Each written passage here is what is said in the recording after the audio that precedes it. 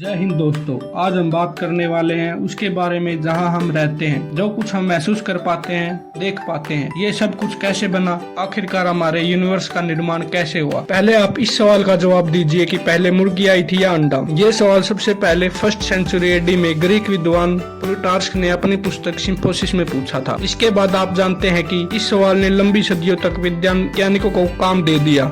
इस तरह के सवालों को कहा जाता है कैजुअलिटी कंड्रम, जहाँ पर कंड्रम का अर्थ है प्रॉब्लम और कैजुअलिटी का अर्थ है वजूद, यानी किसी एक चीज की वजह से दूसरी चीज का अस्तित्व संभव हुआ। हालांकि वैज्ञानिकों ने पता लगाया कि पहले अंडे में मुर्गी के जीन आए थे, जो अंडा किसी मुर्गे के समान समानता रखने वाले जीव ने दिया था। पर ये तो छोटे मोटे सवाल हैं अपने आसपास के कैजुअलिटी कंड्रम के।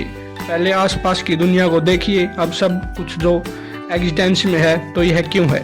तो जरा सोचिए, क्यों हमारा वजूद इस दुनिया में है? क्यों कुछ नहीं से कुछ नहीं है? क्या कुछ नहीं से हमारा ब्रह्मांड अस्तित्व में आया?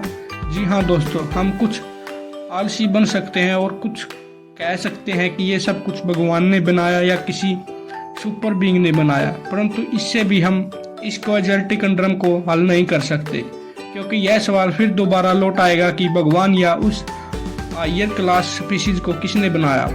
ये हम खुद भी बना सकते हैं, क्या हम भी भगवान तो नहीं हैं? तो फ्रेंड्स, आज हम इस डॉक्यूमेंट्री में इस प्रॉब्लम की सुलझाने की कोशिश करेंगे, तो बने रहिए लास्ट तक। और अगर वीडियो पसंद आती है तो वीडियो को एक लाइक जरूर करें। जो ब्रह्मांड हम देख सकते हैं, ऑफ कोर्स नंगी आंखों से नहीं, कॉस्मिक वेव बेकवान वेव के जरिए, वो 93 बिलियन लाइट वर्ष तक फैला हुआ है, जिसमें कितना और मैटर भरा पड़ा है जिसे कैलकुलेट करना मुश्किल है। वैज्ञानिकों का मानना है कि यह सब कुछ एक परमाणु से भी छोटी वस्तु के धमाके से पनपा, जिसे कहते हैं द बिग बैंग। पर ये इतनी सारी चीजें कुछ नहीं से कैसे आ सकती हैं? यार 0 + 0 = 1 कभी हो सकता है क्या?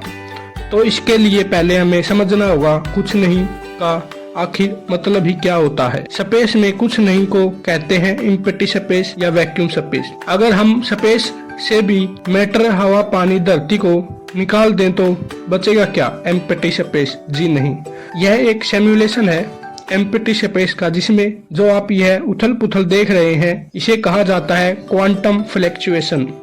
ये सब एम्प्टी स्पेस में ही हो रहा है।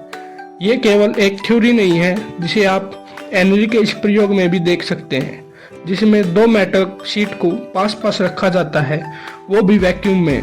और ये सब कुछ इसलिए हो पाया क्योंकि क्वांटम फ्लक्चुएशन उनके पीछे ज़्यादा हो रहा था और एज कम्पेयर टू उनके बीच में। इसी कारण ये दोनों शीट आपस में मिल गई।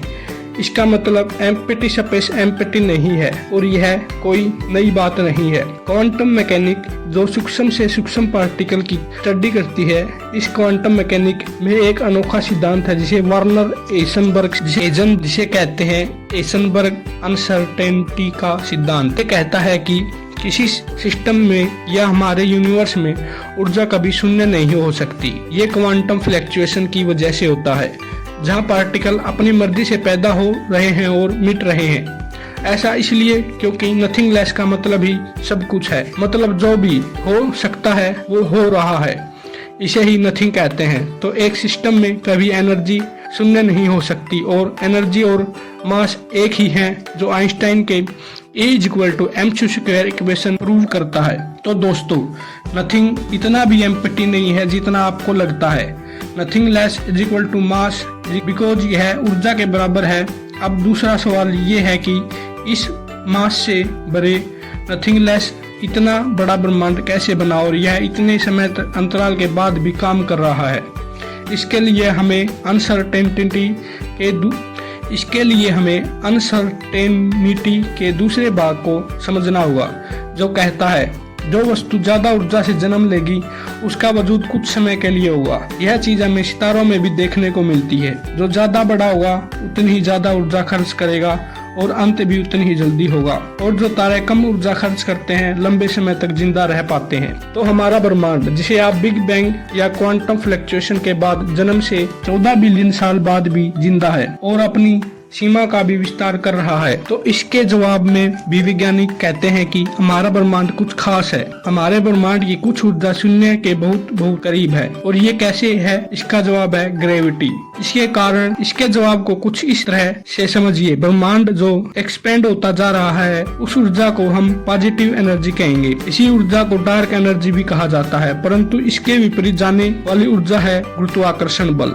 ग्रेविटी चीजों को आपस में अट्रैक्ट करती है, तो ग्रेविटी एक नेगेटिव ऊर्जा है जो ब्रह्मांड के विस्तार को रोकती है। और ब्रह्मांड का यह स्लो एक्सपेंशन हमें देखने को मिल रहा है। हमारा 2 पल के एक्सपीरियंस में, जिसे हम जिंदगी कहते हैं, ब्रह्मांड ही अजीब किस्म का नेगेटिव नथिंग लेस है। ब्रह्मांड कुछ नहीं है, यह हमारे लिए विशाल जरूर है, पर यह एक नन्हा सा वाइब्रेशन है इस बड़े से संभावना से भरे हुए नथिंग लेस के समुद्र में। यह ब्रह्मांड नष्ट हो रहा है किसी भी अन्य क्वांटम फ्लक्चुएशन की तरह। यह एक्सपेंड हो रहा है और ग्रेविटी से स्लो कर रही है, और हमारा समय का एक्सपीरियंस इस ब्रह्मांड में बढ़ा रही है। और देखा जाए तो हमारा होना इस ब्रह्मांड में न होने की वजह से है। और यह सुनने में ही कितना अटपटा लग रहा है, लेकिन ये वो खुशियां आपसे नहीं छीन सकता जो आपकी जिंदगी आपको दे रही है। और आपका एक्सपीरियंस और भी ज्यादा मापने रखता है, और आपका एक्सपीरियंस और भी ज्यादा मायने रखता है। तो अपने आप को निराश करना बंद करते हैं, और जिस तरह ये ब्रह्मांड फैल रहा है उसी गति से अपनी और दूसरों की जिंदगी में खुशियां फैलाते हैं। इस तरह से आप भी नथिंग में होकर भी समथिंग अचीव कर सकते हैं आपके 2 पल के इस ब्रह्मांड के अनुभव में। तो यही है दोस्तों इस डॉक्यूमेंट्री का अंत। मिलते हैं एक और नई डॉक्यूमेंट्री के साथ। आप अब तक बने हुए तो चैनल को लाइक सब्सक्राइब जरूर कर दीजिए और अपने फैमिली और दोस्तों के पास शेयर करें। धन्यवाद। मिलते हैं एक और वीडियो के साथ।